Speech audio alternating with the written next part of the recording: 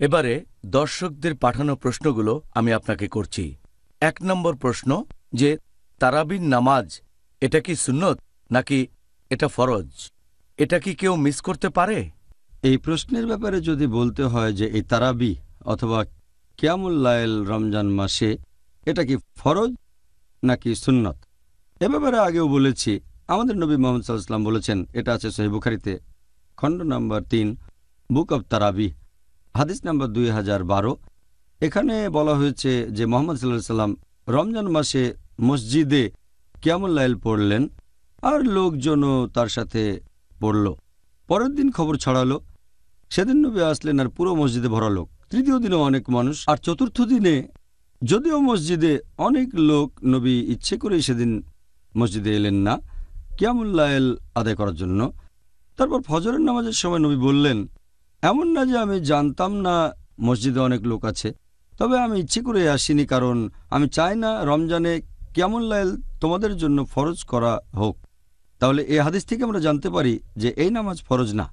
তবে আরেকটা হাদিস সহিহ বুখারী খণ্ড নম্বর ৩ বুক অব তারাবি হাদিস নাম্বার 2009, আমাদের নবী বলেছেন, যদি কেউ রমজান মাসে রাতের নামাজ আদায় করে ঈমানের সাথে আর আল্লাহর পুরস্কারের আশায়, তার অতীতের সব গুনাহ ক্ষমা করা হবে।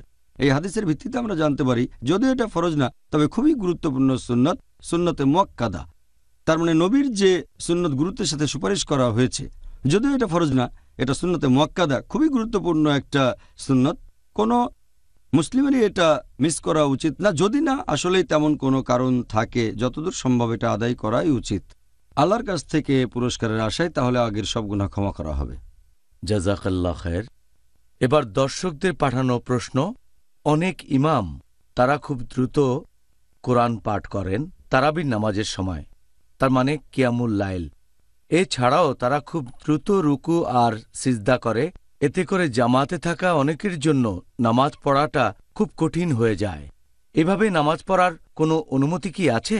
ব্যাপারটা খুব কমন, অনেক মসজিদে দেখা যায়, কারণ তারা রমজানে তারাবির নামাজে পুরো কোরআন শরীফ খতম দিতে চায় আর তারা তাড়াতাড়ি করে নামাজ শেষ করতে চায়, সেজন্য খুব তাড়াতাড়ি করে নামাজ পড়ে। আর অনেক সময় দেখবেন যে তারা রুকু আর সিজদায় খুব অল্প সময় ধরে থাকে। একবার আমি এরকম একটা মসজিদে গিয়েছিলাম, সেখানে নামাজের মধ্যে ইমাম যখন সিজদায় গেলেন, আমিও সিজদায় গেলাম।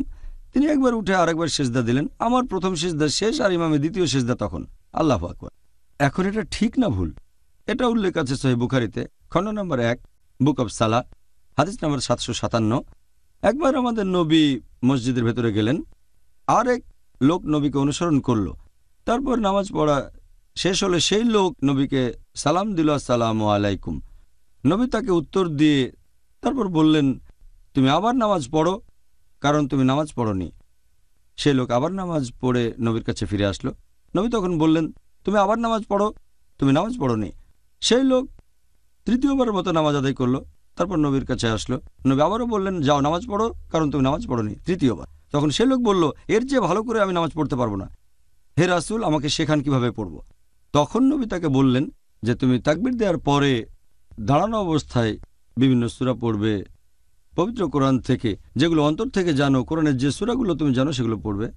তারপর তুমি রুকু করবে এবং রুকুতে গিয়ে প্রথমে তুমি সুস্থির হবে, তারপর বলবে সকল প্রশংসা আল্লাহর সুবহান রাব্বিয়াল আযীম, যতক্ষণ না সোজা দাঁড়িয়ে সুস্থির হও। তারপর তুমি সিজদায় যাবে শান্তভাবে, যতক্ষণ না সুস্থির হও। তারপর বলবে সুবহান রাব্বিয়াল আলা, সকল প্রশংসা আল্লাহর যিনি সবার উপরে, 3 বার। তারপর তুমি উঠে বসবে যতক্ষণ না সুস্থির হও, আর এভাবে নামাজ পড়ে যাও।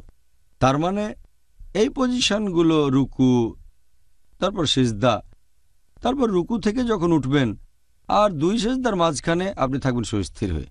তাড়াতাড়ি করে ওঠা বসা করতে পারবেন না।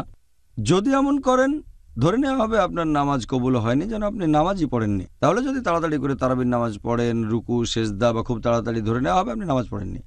তবে সবচেয়ে ভালো যদি ধীরে ধীরে পড়েন, শান্তভাবে।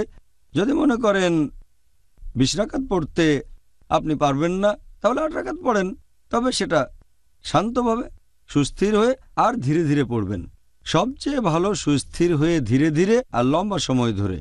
তারাবি হবে লম্বা সময়ের। অন্য মসজিদের সাথে প্রতিযোগিতা করবেন না, যেটা প্রায় দেখা যায়। অনেক মসজিদ এমন প্রতিযোগিতা করে যে কার আগে কে তারাবি শেষ করতে পারে। হ্যাঁ, ব্যাপারটা বেশ দুর্ভাগ্যজনক, তারপরও কথাটা সত্যি।